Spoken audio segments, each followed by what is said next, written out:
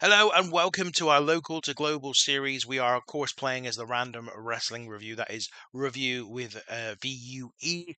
And we've obviously just done our last show, which was The Matrix. And we are now committing to putting on a second show in May. And I already know what the name of the event's going to be called.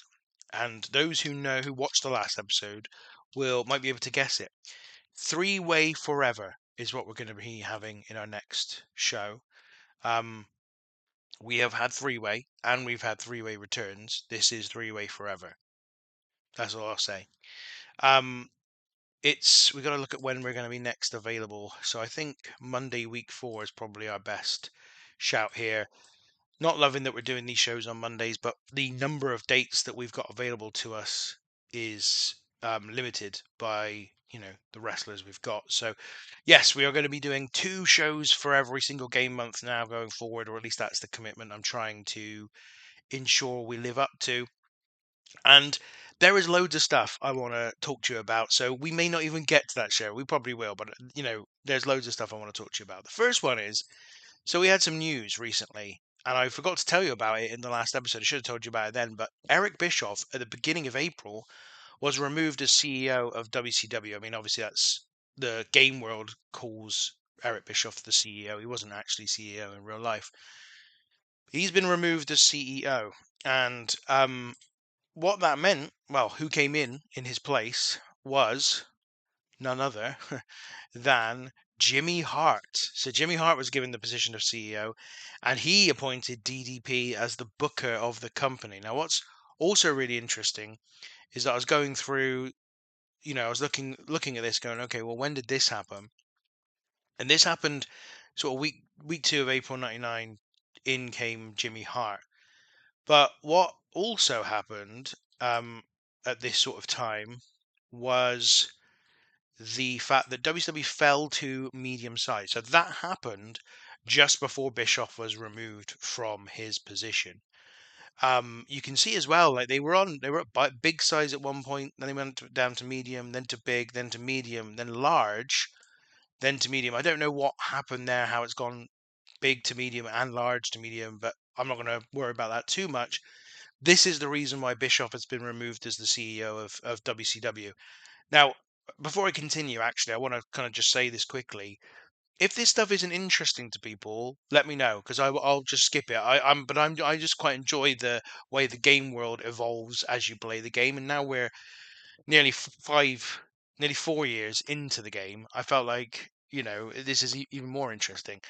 Now, what this prompted, or what this has recently prompted, with Jimmy Hart coming in, is a mass release of talent. So Dean Malenko is gone, the Rock and Roll Express is gone, the Shark is gone, Meng's out, British Bulldog's out, Stevie Ray is gone, Sabu has been released, Jim Neidhart, Eddie Guerrero, Steve Williams, Booker T, Blacktop Bully, Conan, Brad Armstrong, Zodiac, Barbarian, Viano 4, Taz, Brian Knobs, Jerry Saggs, the Nasty Boys, Head Shrinker Fatu, Too Cold Scorpio, Brian Lawler, Tex Slazenger, Brian Adams, Brian Clark, as both members of Chronic, the Warlord, Marcus Alexander Bagwell has been released from WCW. The Renegade has been released.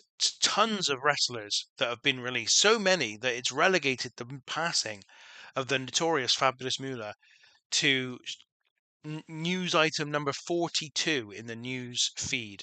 So the Fabulous Moolah has passed away, which I hadn't even seen before this video, by the way. I just noticed it then when I was going through the show, going through the news articles, and the numbers of people who've been released from the company. In the main event of Nitro, you can see Hugh Morris is still a champion. So I wanted to see, actually, that was the other thing I wanted to see. Was it Jimmy Hart who decided Hugh Morris would be their new champion, or was that Eric Bischoff's decision? Because this will be a good indication of where the company's headed. So let's go back to Uncensored. So actually, it was Bischoff's decision back in March to put Hugh Morris over Ric Flair. I mean, I say Eric Bischoff. I can't remember who was the booker at that time. It might not have been. It might not have been Bischoff actually. Let me just see if I can. Does it have Oh God, what am I doing? Head bookers. So it doesn't say anything about head, but I assume Bischoff was classed as the head booker for WCW before this. That's now DDP. So he's now, I assume, trying to right the wrongs and steer the ship in the right direction after what has been a very very tumultuous couple of weeks for WCW. So anyway, I just wanted to bring you all of that good stuff because I thought that was really really interesting. From our perspective, we have one thing we need to do following the last show, which is to just tweak Buddy Wayne's gimmick because his gimmick was getting stale. So we're just tweaking it a little bit. He's an old school babyface, and I think I've got an idea. Well, I've got a sort of idea, or the outline or the beginnings of an idea, I guess, for what he'll do next. But obviously, we left you on the last episode with some major kind of, I don't know if controversy was the right word, to be honest, but I felt like it was reasonably controversial. We will, in fact, progress to the next player controlled show, which obviously at the end of the May, which is the end of May. Uh, but yeah, we left you with the situation involving the title. So Dave Batista faced the Shadow at the Matrix.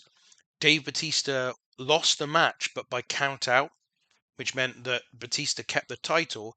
But it also meant that the Shadow hadn't actually lost a match, and so Bruce Hart made the snap decision at the end of the show to have the Shadow retain all of his points in the ranking system and then book a three-way match for the title at the next show, the three-way forever, which is coming up. And these are the rankings now, and you can see the asterisks next to both Dave Batista and the Shadow's points tally because both are under question. You could argue that Dave Batista lost the title match, regardless of the fact that he didn't lose the title. He did lose the match, but his points should be down to zero. Now, in practice, it doesn't really make any difference because Batista's the champion. He has to be at the top of this list. But all the same, that is in question. So is the Shadow's 11 points, and he went into the match at Matrix, sorry, with 10 points. He got an additional point because he won the match, but there is an asterisk because he didn't win the title. And so the three-way match will see Dave Batista defending the title against both the Shadow and against Ace Steel in the main event of the show that we've got coming up for you today. So I think, I mean, I'm not, I said before, I'm actually not the biggest fan of multi-way matches, um, but they are quite a useful thing to have when you've got what we've got in terms of this ranking system because it means you can do quirky little things. And this one I thought was quite interesting because it kind of sets a precedent, right? That actually what perhaps a precedent for a situation that the company hadn't even considered. And this happens in real sports all the time. Like things happen in real sports which are technically within the rules but go against the kind of spirit of the rules sometimes, and then the authorities of that sport kind of have to close that loophole. And I've always thought it was a silly thing that wrestling promotions didn't try and close loopholes. Like if you get deliberately DQ'd or counted out, you can still protect your title. Like there should be some kind of okay. We've seen it happen once. Technically, that meant that they should retain the championships. But from now on, we're not going to allow that to happen. If we deem you to have deliberately walked out of a match or got yourself disqualified, we're going to do something that will prevent you from doing that. And I just felt like this was one of those situations where actually we hadn't had, I don't think, and I might be wrong in this, so I'm going to look back now and probably find that we did do it in the past, but I don't think we've done a situation where, yeah, so we had a no contest here, but I don't think we've ever had another kind of count out or disqualification. So that might be something that we address in the future is now we're going to introduce a new rule which determines how we deal with this situation where someone wins the title match but doesn't win the title because they're the challenger and they won by DQ or count out. So we got some news here, which is interesting. Keith Hart, body change, going from average to flabby. Okay, and Charlie House has changed his style. Now classified as a regular wrestler. I don't know what he was classified as before. I don't suppose it matters now, really. So yeah, we are ready for our next show, and it's going to be three-way forever. I've also got a little note in my notes for this show, which is to say that after this, we're going to be looking at releasing some talent. Um, and with the I'm looking at the rankings, going back to this ranking table. Like, we have a lot of wrestlers now have been around for a long time. Really a lot, and loads of them have now got over 20 matches in the company, and it's leading to a situation where new scenarios and new feuds and new match combinations are getting harder and harder to find. And so, yeah, I've got in my notes to release some people. I don't know how kind of certain that will be that happens, but I can certainly see that taking place a little bit over the next couple of episodes of this series. So, Three Way Forever is on, and we're going to start with a match between. I think we're going to start with CM Punk versus CW Anderson. So this is not a particularly important match. It's just one to start off, and this is, I guess, the first match of a show where we are extending the amount of events that we run per month, and could be an indicator of perhaps what we do with some of these shows. I want them to be equal billing to the other show in the month that perhaps we've booked before. And so I don't want it to be like a secondary style show or whatever. But I do fear that some of them might end up becoming a bit like that. And I feel like, other than the main event, this one, we could be accused of doing that with this show. So we've also got Chemo is going to face Kid Chaos, and we're going to give Chemo a pretty decisive win, hitting this one. And I will tell you now, Kid Chaos is someone I am considering just letting go. I think James Storm, the reveal of the Shadow as being James Storm, I originally believed would involve Kid Chaos quite heavily, which is understandable given that he was the one who beat James Storm in the first place. And that might still be the case. I'm just not really sure how I'm going to do it. So, yeah. Anyway, Chemo wins this one. But after this, we're going to have Bruce Hart come out. And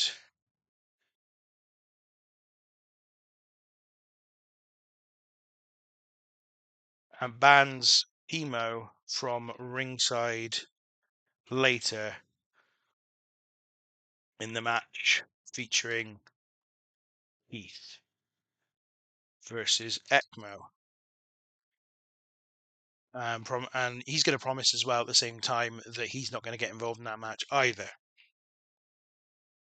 We're then going to have a match between Sean Stasiak and Barry Buchanan. I hadn't done this match before, and I'm just going to check the rankings here because I'm not sure which way I want to go. Both of them have got 2 wins, so it's not like either of them are particularly a threat to the title at this moment. I think I'm going to give Stasiak the win. I'm going to make this 12 minutes. I mean, I'm tempted to... No, you know what? Keep this to 12 minutes. Open match, pinfall victory. Victor is Sean Stasiak. And I'll make this a storytelling match. That might be a mistake, but I'm gonna give them the chance to be the storytelling match on this show. Then we're gonna have the one tag team match we've got on this show, which is Buddy Wayne and Billy Kidman. So Billy Kidman being his protege, and they will take on Rose and Dog, the Bad Crew. And again, I think I'll be 9 minutes for this one. And I think we're going to have Buddy Wayne pin Dog. Now, this might not surprise people, but the Bad Crew are the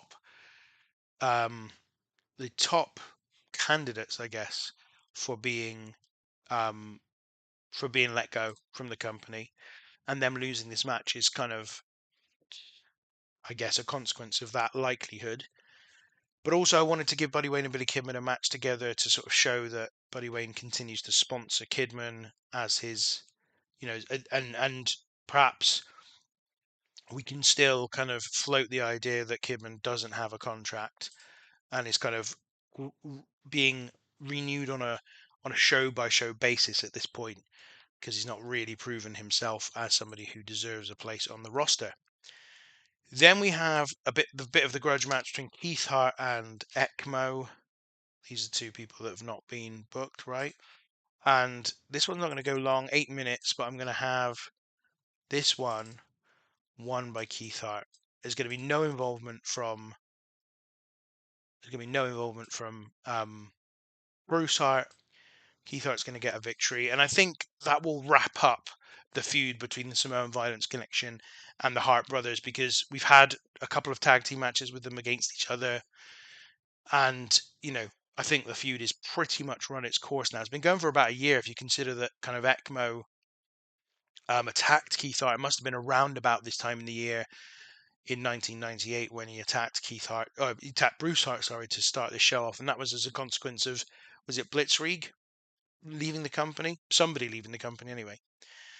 And then of course we've got our main event, which is the three-way match, and it's going to be Dave Batista, the Shadow, and Ace Steel for the RWR Northwest title. We're going to try and go 15 minutes here, and I'm going to try and slow build this. Can I do that? Yeah, I think we're okay with 15 minutes. Now will work. We're going to have a pinfall finish. The person who's going to take the pinfall is Ace Steel. The winner is the Shadow. We're going to have a new RWR Northwest champion, and it will be the masked James Storm, the Shadow, who will take the title in this one. A major happening, I think, at the end of this show. The Shadow will become the new champion. So arguably the overall card doesn't have so much significance going on, but the main event, pretty damn significant, I would say. So a decent way to sort of launch this new era where we have two events every single month that the Random Wrestling Review put on. So I think that's everything booked. I'm just going to check storyline wise, sorry, have I got everything? So I've got the world title picture here. I don't think we need Barry Buchanan, but we'll keep them involved for the moment. ECMO and Chemo versus Hearts, yeah, that's due to end.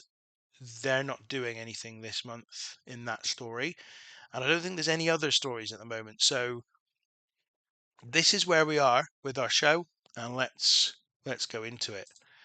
So 83 people are here in this one, this show, the three-way forever, and the opening match sees CM Punk defeat C.W. Anderson in 9 minutes and 50 seconds by pinfall with a Shining Wizard. CM Punk an in-ring performance at 32, C.W. Anderson an in-ring performance at 23. Punk started really well in the company, and it's 3 wins on the bounce now for the straight edge superstar. Segment rating of 32, a very decent way to start the show. After this, we get Chemo versus Kid Chaos, a segment rating of 35 as Chemo gets a dominant victory, a 46 in-ring performance.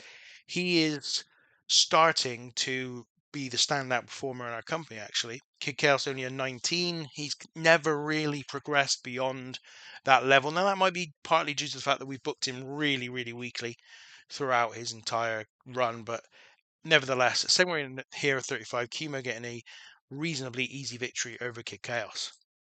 After this, we have Bruce Hart come out and ban Chemo from ringside later in the night with the match featuring Keith Hart versus ECMO. He says for his part, he too will promises to stay away from the ring. And we have Sean Stasiak versus Barry Buchanan in a very good match. Segment rating here 36. Sean Stasiak defeats Buchanan in 11 minutes 47 by pinfall.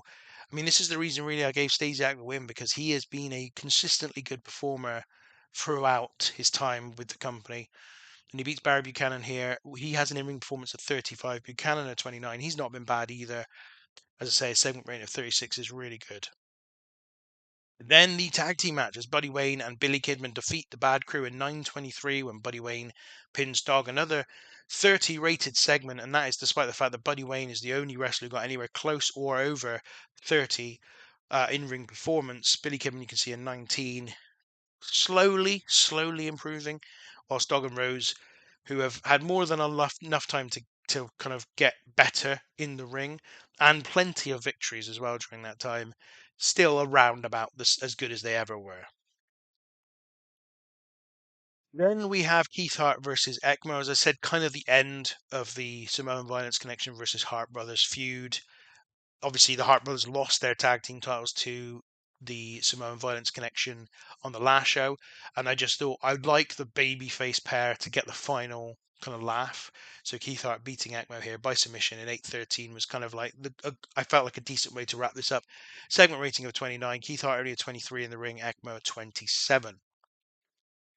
And then we come to that main event, and a notorious main event as the Shadow wins the RWR Northwest title in a really, really good match. He pins Ace Steel to do it, so Dave Batista, who's been the long-running champion in the company, didn't even get pinned to lose the belt. He had an in-ring performance of 31, Ace Steel a 34, but the Shadow a 36. And this was also really a part of my decision to put the belt on the Shadow. Even though he was off his game in this match, he has been excellent for us, consistently good throughout the last 6 months or so, really since donning the mask. And that results in a segment rating of 39 for this title change. The Shadow is the champion. And that is the end of the show. A show that got us an overall rating of 37, which I think is the joint best we've ever had. That main event certainly helped, but so did the Sean Stasiak Barry Buchanan match. The Chemo versus Chaos match. Actually, there was only one match under 30, which was that Keith Hart versus ECMO contest. So very, very good indeed. I think we will undoubtedly compliment the Shadow. We'll compliment Chemo, and we'll compliment Sean Stasiak. All had very good performances over the course of the evening.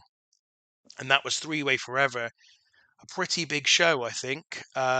Interestingly, WCW offered Bobby Eaton a contract extension there.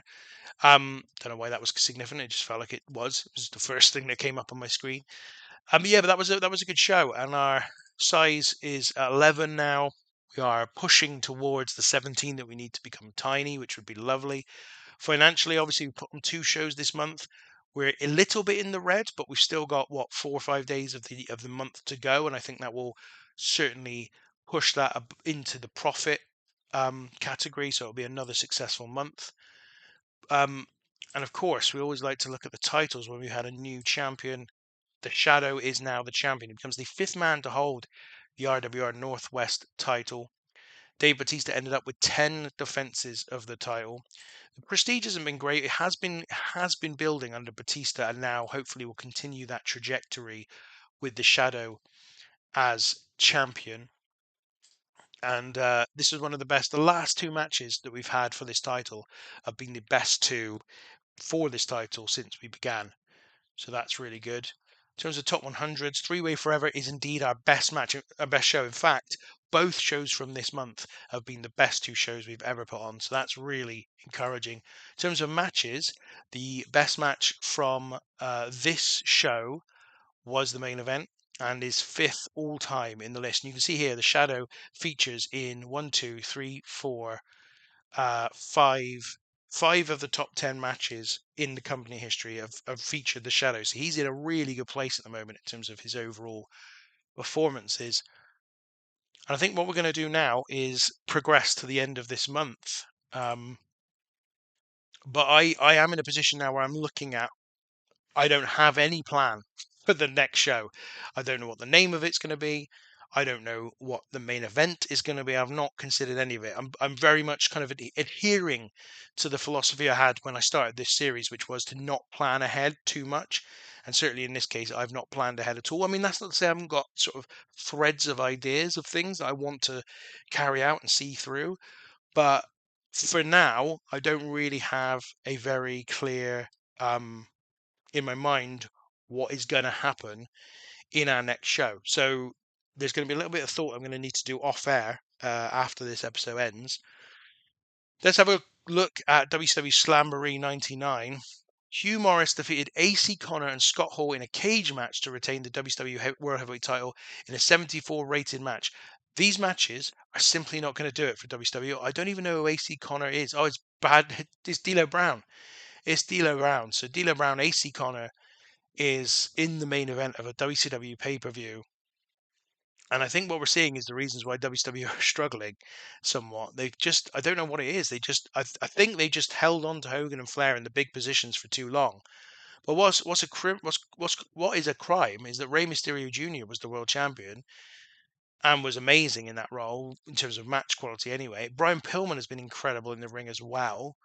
It's only recently that Flair and Hogan have not been getting 99, 95 rated matches. They've got some talent there. They just need to put the right talent in the right positions. But it's starting to look like WCW are going to collapse in on themselves. What are WWE doing at the moment? Because they've certainly been booked better. It would feel. Um, so let's have a look at their most recent pay-per-views. That's not what I want. Show history. So In Your House in May. Oh, Rey Mysterio Jr. is signed for WWF. This is the problem. Is Rey Mysterio Jr. is not even with WCW anymore. So he fought The Undertaker for the title, and in a 96 rated match, Bret Hart defeated Ahmed Johnson and Anoa'i Hart in a triple threat match, which went to a 100 rated match, and also Two Dudes with Attitude against the Body Donnas, which is Steve Austin and Road Warrior Animal, in a cell match, did a 100 rated match as well. So very, very funny what's going on there. WWF, though, seem to be kind of racing away from everyone else. I'm just going to quickly look at the finances of all the other companies. I said this before, I think, in a previous episode, but for me, the mod has been created with all these wrestling companies having too much money.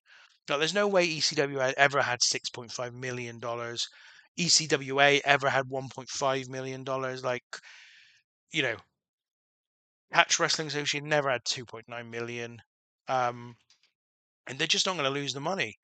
Omega have 11,000. Have they actually put on a show yet? Because they hadn't put on any shows previously, and I still don't think they have. Yeah, no shows. So Omega just exist. They don't do anything at all. They just exist. They've got a full roster. They've got an owner and a booker. For some reason, they're just not putting on any shows. Don't really understand that at all. Um, are we to believe that these guys have stopped running shows as well? I do think there's a problem with this mod. I don't know what it is, but there clearly is an issue with it.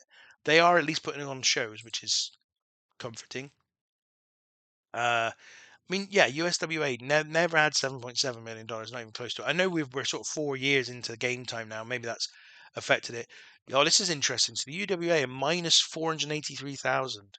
So they've signed a lot. This is obviously the promotion that signed a lot of our biggest talent away. In some cases, Michael Morris, of course, went there. And they also tried to get a lot of other talent, but were unsuccessful. Blitzkrieg is there. So maybe one to look at, because we might be able to bring some people back if they go out of business. Yeah, WWC 19 million. It's just a bit, the money scales on this game are just a little bit off, I think, both in terms of the mod that's been created, but then also the game itself. So yeah, as I said, some thinking to do ultimately ahead of my next event. I don't know what it's going to be called. I don't know what it's going to feature. You can see we actually did make a profit of $621 last month, which means that continuing with 2 shows a month is going to be perfectly fine for us in terms of financially. And so I think I'll bring down the curtain on this episode. Thank you for watching. If you have enjoyed today, please give us a like, give us a subscribe. It's always great to continue to build an audience for this series. I've really enjoyed doing it. I'm still enjoying doing it. I do see this going on for very many, many more episodes to come. But yeah, it's great if you can do any of those things. Also, I haven't plugged this for a while in this series. Our podcast, the Random Wrestling Review, is still a thing. It's continuing to be a thing. We're about 175 episodes in now, or at least 175 main episodes. We've done over 250 podcasts in total on that feed. You can find it everywhere: Spotify, Apple Podcasts, pretty much anywhere you get your podcasts. So go search for it, check it out, give it a listen, and join us. Until the next time and the next episode of this series, I'll catch you then.